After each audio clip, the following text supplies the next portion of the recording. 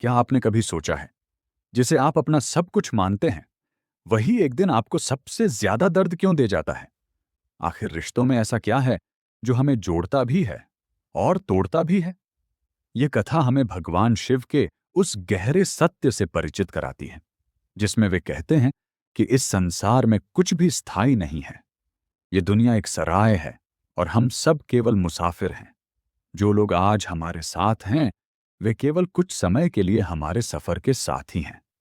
इसी सत्य को समझने के लिए कहानी है कैलाश की।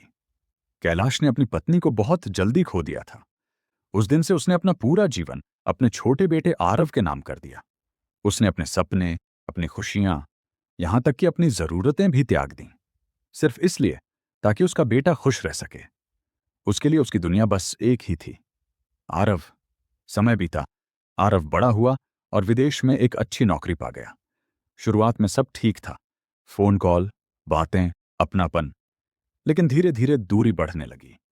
कॉल कम हो गए, बातें औपचारिक हो गईं और रिश्ते में वो गर्माहट कहीं खो गई। कुछ साल बाद जब आरव वापस आया, तो वह वही बेटा नहीं रहा। वह एक मेहमान जैसा बन गया था। और एक दिन जब कैलाश ने उससे साथ रहने की बात कही, तो आरव के शब्दों ने उसे अंदर तक तोड़ दिया। उसने कहा कि आपने जो किया वो आपका फर्ज था। मैं अपनी जिंदगी अपने तरीके से जीना चाहता हूं। उस रात कैलाश को पहली बार एहसास हुआ कि उसने प्रेम नहीं, बल्कि मोह किया था।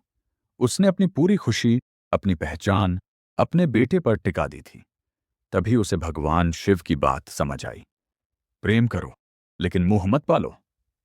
अगले दिन कैलाश ने अपने बेटे को बिना किसी शिकायत के विदा किया।